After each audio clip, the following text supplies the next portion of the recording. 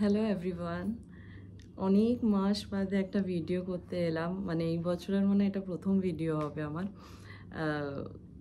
মানে খুব আমার একটাই তো বলার জায়গা যে কিছু যদি মনের ভেতরে ঘুরতে থাকে তো হ্যাঁ চলো ভিডিও করে বলো। কারণ না তো কার সাথে আলোচনা করব, ফোনে আলোচনা করি না নর্মালি। তো এমনি ভিডিও, যেহেতু ইউটিউব বা ফেসবুকের কোনো ব্যাপার হলে এটা এখানেই বলতে অন ক্যামেরা বলতে ভালো লাগে, তাই এলাম। তো এখন এমন একটা সিচুয়েশন হয়েছে, কিছু কিছু জিনিস থাকে মাথার ভেতরে, অনেক দিন ধরে ভাবি যে করব করব, হ্যাঁ আজ করছি কাল করছি করে করা হয় না। যাই হোক, দেখো তোমরা পুরো ভিডিওটা, কমেন্ট করো, হ্যাঁ যাদের কোনো এই ব্যাপারে কোনো কোয়েশ্চেন মার্ক আছে বা কিছু বলার আছে বলতেই পারো। তো আমার আজকে যে টপিকটা, সেটা যেটা বলতে এসেছি সেটা নিয়ে বলি। একটু বড় হবে ভিডিওটা, একটু মন দিয়ে শুনো, ফাস্ট করেই শুনো যদি না ধৈর্য থাকে। তো যেটা নিয়ে বলতে এসেছি যে আজকাল খুব শর্টস, অনেকেই ভিডিও করে না, লাইভ করে না, শুধু শর্টস করে। ভালো কথা করে। কি করে শর্টসে না, কোনো গান বাকি নেই, কোনো চান্স ছাড়ে না। এক একটা গানে 3-4টে করে শর্টস করে ফেলে। শর্টস হোক, রিলস হোক, হোয়াট এভার ইট ইজ, করে ফেলছে। ভালো কথা, সেটা তাদের ইচ্ছে, করতেই পারে। কিন্তু আমার যে জায়গাটায় প্রবলেম, আমার প্রবলেম এটা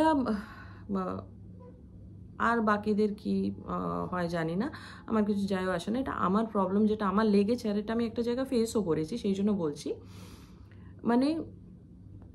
শ্মশান, বাথরুম আর হসপিটাল প্রেমিসেস বাদে কোনো জায়গা রাখছে না এরা নাচতে। কোনো জায়গা বাদ নেই। হাইওয়ে, পার্ক, মাঠ ঘাট, মাঝ রাস্তা, এক বাঞ্চত তো আছে, সে তার বউ সে হনুমানের মতো রাস্তার এপার থেকে ওই পাশ লাফিয়ে পড়ছে নাচতে নাচতে, সে হাই জাম্প দিয়ে লাফাচ্ছে, আর তার বাঞ্চত বর পেছনে দাঁড়িয়ে দাঁড়িয়ে এই এই করে যায়। আমি অবাক হয়ে যাই, ভাই তোদের কি তোরা, সে চাকরি করতো, সে চাকরি ছেড়ে দিয়ে বউয়ের পেছনে এই করতে দাঁড়িয়ে পড়ে। তারপরে আবার একটা কি বেরিয়েছে, কি একখানা, ওটা কি যে পরে তলায় সায়া দেখানোর জন্য লোকে হাফ শাড়ি পরছে। ওটা কি সায়া ভাই, কি কি কুচি কুচি কুচি কুচি কুচি কুচি সায়া, সে বিরাট বড় একটা সায়া। আমি ভেবেছি 1 ডজন ওরম সায়া কিনে রাখবো। তো শাড়িটা পরছিস কেন, শুধু ওই সায়া ব্লাউজটা পরে নেচে মর। তো সেই সায়া এখন একজন কিনেছে দেখে ট্রেন্ডিং দেখছি, এখন সবাই ওই সায়া পরে নেচে মরছে, অর্ধেক শাড়ি পরে। কিরে কোথায় গেল বাকিটা, দেখছি ওই সায়া ঝুলছে। তো কষ্ট করে শাড়িটা পরার কি দরকার। তারপর ওই আরেকটা পিসকে দেখছি, সে এখন ওই সায়ার তলে আগে খালি পায়ে নাচতো, রাস্তার মাঝখানে ধুমধাম করে, পেছনে টোটো দাঁড়িয়ে যাচ্ছে, সে বাইক করে দেখতে দেখতে যাচ্ছে, সাইকেল করে দেখতে দেখতে যাচ্ছে, সে নেচে মরছে। যাই হোক, আর তার বর পেছনে করে যাচ্ছে, সে চাকরি ছেড়ে দিয়ে বউয়ের পেছনে করে যাচ্ছে। ভালো কথা। আমি ভাবি যে ভাই তোরা কি। এবার সে আগে খালি পায়ে ছিল, এখন সে শাড়ির তলায় স্নিকার্স পরা শুরু করেছে। আরও জোরে লাফাতে হবে মনে হয়। রাস্তার এপার থেকে ওপার যাচ্ছিল, মনে হচ্ছে এখন রাস্তার এখান থেকে লাফ দিয়ে কোনো গাছে উঠে পড়বে। এখন দেখছি খুব পার্কে ফার্কে করছে। একটু আগে একটা দেখলাম তার ফেসবুকে রিলস দেখলাম, যে কোনো পার্কে নাচতে নাচতে সে সে গাছগুলো থাকে না সব একসাথে, খুব, ওটা কি গাছ আমি জানি না, সে চা বাগানে যেরকম খুব অনেক একসাথে থাকে, ওটার পর অনেক করে শুয়ে পড়লাম। হ্যাঁ রামজাদা, তোর জন্য গাছগুলো নিঃশ্বাস নিতে প্রবলেম হবে। হ্যাঁ শুয়ে পড়ছে, কি হলো, ওপরে জিমিচু শাড়ি, তলায় স্নিকার্স। লোকে নাচতে নাচতে রান্নাঘরে ঢুকে পড়ছে। তো বললাম মাঠে ঘাটে, গ্রাম এলাকায় দেখছি মাঠ ঘাট ঠিক আছে, কি বলবো, লোকে যেতে আসতে পারছে না। হাইওয়ে হাইওয়ে ব্রিজের ওপরে, কোনো জায়গা বাদ নেই যেখান দিয়ে মাঝরাতে লরি যায়, রাত 9টার পর তো লরি ছেড়ে দেয়, সেখানে গিয়েও নাচছে। আর একটা করে সবাই বর জুটিয়ে ফেলছে, সে পেছনে ওরা দাঁড়িয়ে থাকছে বুদ্ধের মতো, হ্যাঁ এই করে যাচ্ছে। যাকে এটাই বক্তব্য ছিল। খুব অদ্ভুত লাগলো। ঝিলাম গুপ্তা নামটা বলছি, I am so sorry, without permission আমার মুখ দিয়ে বেরিয়ে গেল। একজন নাম করা ইউটিউবার এবং ফেসবুক কেউ তার এই থাকে, ব্লগস থাকে, তো সেখানে একটা বড় লেখা দিয়েছিল, আমি পড়েছিলাম। সে লেখাটা পড়ার পর বললাম, দেখলাম যে সত্যি মানে আমি খিস্তি খেউড়ি করি, কত লোকের কানে লেগেছে, তাও উইদাউট মানে রিজন করিনি। যদিও আমি আমাকে মানে এটা বলছি না যে খুব ভালো কাজ করি না, সেটা কোনো কোনো সময় খুব মানে বহিঃপ্রকাশ হয় কিছু কিছু জিনিসে। যাই হোক, তো এটা কি হচ্ছে ভাই? ওই মানে অর্ডার দিয়ে সায়া বানাচ্ছে আর নিচে মরছে।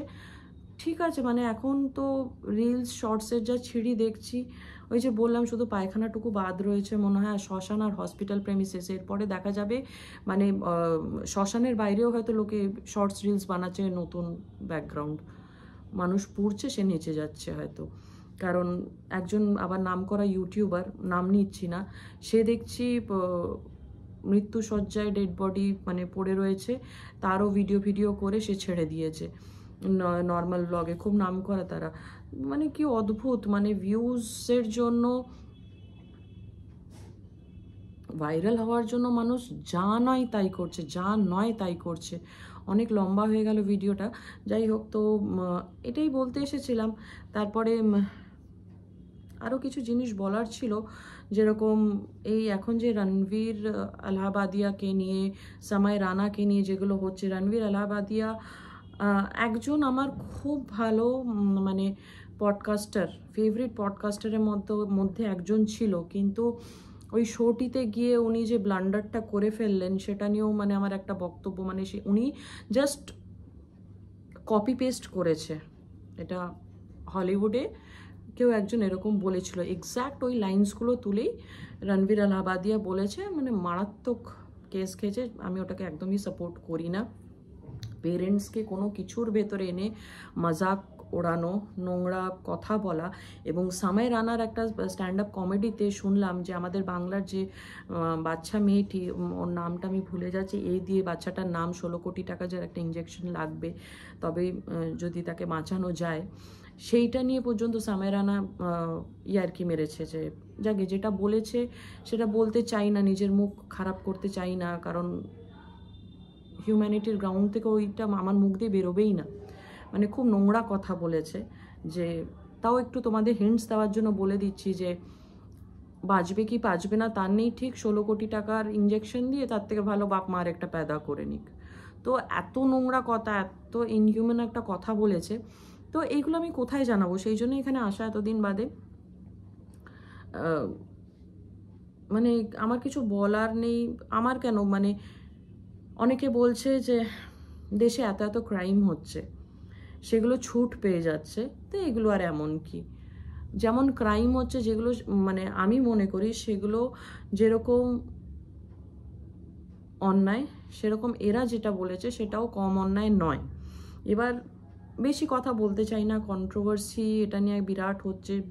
মানে অনেক বড় বড় পডকাস্টার যারা কোনোদিন মুখ দিয়ে খারাপ কথা বারও করে না, বা তারা কি করছে, ওই ক্লিপিংসগুলোকে তুলে নিয়ে এসে নিজেদের ভিডিওতে দিচ্ছে, দেখাচ্ছে, নিয়ে তারপরে ওটাকে নিয়ে কথা বলছে, বা ওই যে এক্স্যাক্ট ওয়ার্ডসগুলো বলছে সেগুলো ওরা আবার দহরাচ্ছে। তো তুমি কিসের প্রতিবাদ করছো যদি নিজেও সেই কথাগুলোই বলছো?